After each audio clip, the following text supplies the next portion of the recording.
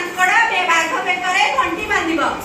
ଏହା ଶୁଣି ହେଲା ମାଙ୍କଡ ଗଲା ଗାଁ ମନ୍ଦିରରେ ଗୋଟେ ଘଣ୍ଟି ବନ୍ଧା ହେଇଥିଲା ବଡ ଘଣ୍ଟି ତାକୁ ନେଇକି ପଳେଇ ଆଇଲା ହେଲା। ବାଘ ଶୋଇଥିଲା ବେଳେ ଘଣ୍ଟି ମାଙ୍କଡ କଣ କଲା ଗଛ ଡାଳରୁ ଫଟକିନା ଓହ୍ଲେଇ ପଇଲା ହେଲା। ଓହ୍ଲେଇକି ବାଘ ବେକରେ ଫଟକିନା ପକେଇଦେଲା ନା। ସେଉଠୁ ଯେତେବେଳେ ବାଘ ନିଦରେ ଉଠିଲା ହେଲା ନିଦରେ ଉଠି ଶିକାର କରିବାକୁ ଯେତେବେଳେ ବାହାରିଲା ହେଲା କଣ ହେଲା ଜୋରରେ ଘଣ୍ଟି ବାଜିଲା। କଣ ହେଲା ଜୋରରେ ତା ବେକରେ ହଲିଲା ଘଣ୍ଟି ହଲିଲା ହଲିକି ଜୋରରେ ଘଣ୍ଟି ବାଜିଲା ବୁଝିଲା।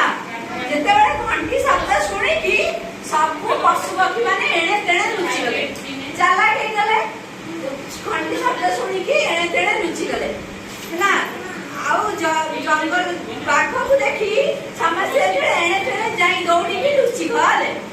ଆଉ ବାଘ ଆଉ କାହାକୁ ମାରି ପାରିଲାନି ହେଲା। ଏହା ଶୁଣି ସବୁ ପଶୁ ପକ୍ଷୀ ମାନେ ଜୋରରେ ହସିଲେ ହେଲା। କିଏ ବାଘ ବେକରେ କିଏ ଘଣ୍ଟି ବାଜିଲା? ମାଙ୍କଡ। ତାକୁ କିଏ କହିଲା? ମାଙ୍କଡକୁ କିଏ କହିଲା ବାଘ ବେକରେ ଘଣ୍ଟି ବାଜିବାକୁ? କିଏ କହିଲା? କିଏ କହିଲା? ବିଲୁଆ କହିଲା ବାଘ ବେକରେ ଘଣ୍ଟି ବାନ୍ଧିବାକୁ।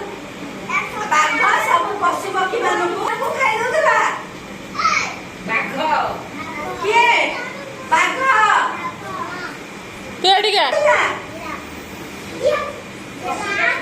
ପଶୁ ପକ୍ଷୀ ମାନଙ୍କୁ ଖାଇ ଦଉଥିଲା ହେଲା। ଆଉ ବିଲୁଆ କଣ ଚିନ୍ତା କଲା? ବାଘ ବେକରେ ଘଣ୍ଟି ପକେଇବାକୁ ଚିନ୍ତା କଲା। ଆଉ ବିଲୁଆ କଣ କହିଲା? କାହାକୁ କହିଲା ଘଣ୍ଟି ପକେଇବାକୁ? ବାଘ ବେକରେ କାହାକୁ କହିଲା ଘଣ୍ଟି ପକେଇବାକୁ? ମାଙ୍କଡକୁ। ମାଙ୍କଡ କେମିତି ଘଣ୍ଟି ପକେଇଲା? ବାଘ ଶୋଇଥିଲା ବେଳେ ବାଘ ବେକରେ ଘଣ୍ଟି ପକେଇଲେ ହେଲା। କେମିତି ପକେଇଲା? ଗଛରୁ ଓହ୍ଲେଇଲା ଧୀରେ ବାଘ ଶୋଇଥିବା ବେଳେ ତା ଗୁମ୍ଫା ସାମ୍ନାରେ ଘଣ୍ଟି ପକେଇଦେଲା ହେଲା। ବେକରେ ଘଣ୍ଟି ପକେଇଲା। ବାଘ କେମିତି ପଶୁ ମାନେ ଚାଲାକ ହେଇଗଲେ।